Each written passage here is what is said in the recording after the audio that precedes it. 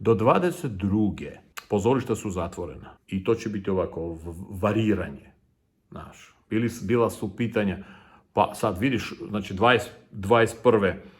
20. znači u 11. marta, kako se ja sećam, bila objavljena pandemija u svetu, sve se pozatvarali, trte mrte, znaš, par meseci truba i onda leto popustili su na leto, kažeš da, manje, ma ne. Nego one jadne države koji se hrane od turizma, moraju nešto da jedu, znate, zimi. Obično ljudi jedu, za sad. I onda, da bi oni imali šta da jedu, dozvolili su mali izlazak na ulice.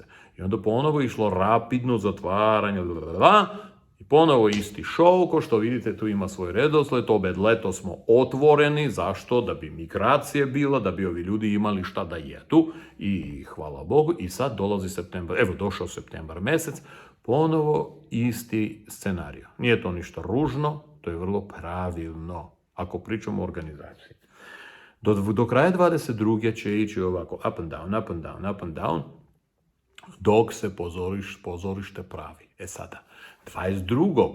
kad će biti otvorene ulice, ti izlaziš na ulicu, ono je sve drugačije. Tvoj GPS ne prepoznaje tu ulicu, ono ne prepoznaje, na primjer, sistem ulaska u kafić, ajde banalno, ili u prodavnicu. Znači sve je takozvano digitalizovano sve, mislim, dokle. Ti si vakcinisan.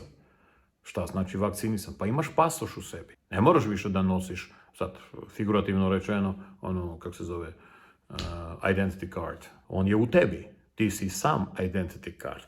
Što znači za neko vreme. Granice totalno otvaraju i tako dalje, tako dalje. Sad, ali mi nismo navikli još uvijek. Plus, otvaranje totalnih granica. Da li to znači bezkontrolna migracija? Naravno da ne. Ti čim pređeš neku granicu, ko što sada ogromna sada migracija ima, izbeglice pokušavaju da pređu granicu. Momentalno najbliža antena registruje da je prisutan neko na teritoriji koji uopšte ne bi trebao da bude prisutan. Zamislite sad šta će se događati. Za neko vreme, sa 25 godina, 30 godina, takozvane carine nestaju, to će nestati. Nestaće pasoške kontrole, će nestati, nestaće kontrole koje oduzimaju ogromna novca. Nego bukvalno kao telefon. Prešao si uz jednu zonu, u drugu zonu gde ti ne smeš da budeš, momentalno se zna.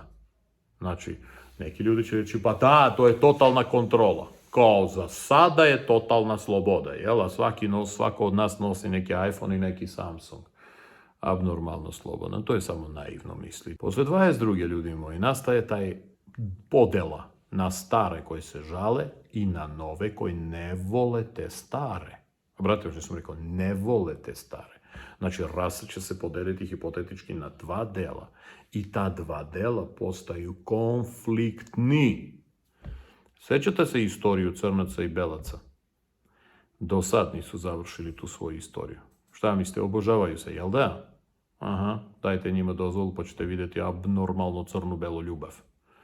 A da ne pričamo o žutim, plavim, crvenim, ovakvim, onakvim i tako dalje.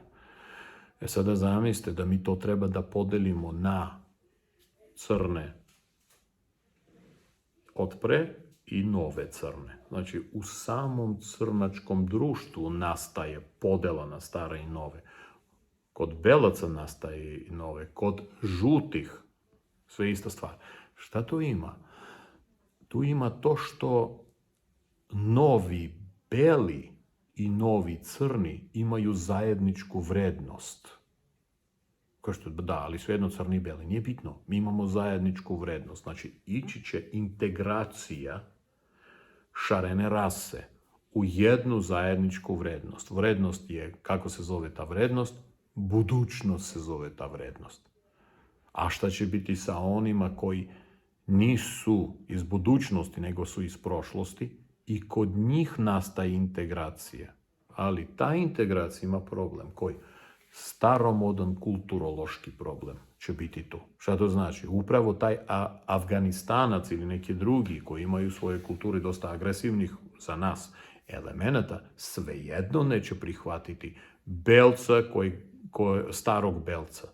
Zato što on mnogo vrednuje svoj element, taj kulturološki i moralni element, bukvalno sve geografije. Znači, novi se spajaju, u digitalni svet. Znaš, ti uzmeš ovog, kako se kaže, ti uzmeš bilo kog hakera u bilo kojoj zemlji. Pa to je plus minus isto. Zato što oni svi razgovaraju jezikom 1.2, 2.1, 1.2.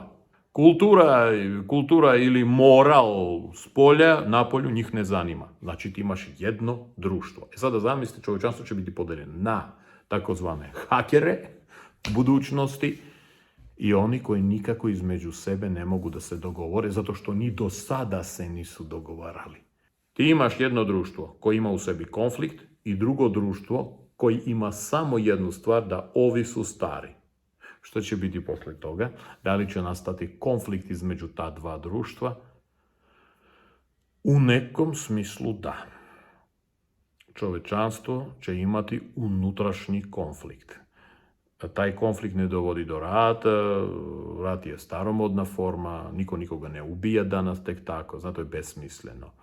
Ali to će dovesti do dezintegracije samog društva i u dezintegracije ovi stari sa vremenom nestaju, bukvalno nestaju. A ovi nastaju. I da bi se to omogućilo tako kako je, već je krenulo takozvana raspad porodice kao socijalne organizacije. Šta je porodica? Mama, tata, njihovo dete, oni su zaduženi za vaspitanje deteta adekvatno čemu? Protokolima koje je davala crkva. Tako je bilo. A sada ide raspad institucije porodice, zato što upravo mama, tata i njeno dete će se smatrati za formu manipulacije, gdje mama i tata od deteta prave starog čoveka. Oni to ne znaju, oni to ne vredu, zato što za njih je tako. Sad, koliko god to boli, znate, to se odnosi i na moju decu. I tu dete će konfliktovati sa roditeljima, zato što ono će pripasti novom društvu. Nastaće raspad porodice. By the way, tako funkcionišu vanzemaljske rase. Tamo nema pojma porodice. Tamo ima pojam dece, ali ne dete je moje. Što to znači moje? Ja sam ga napravio, znači tvoje? Nije to tako. Ona je društvena jedinica, a ne tvoje privatno vlasništvo. Posle 22.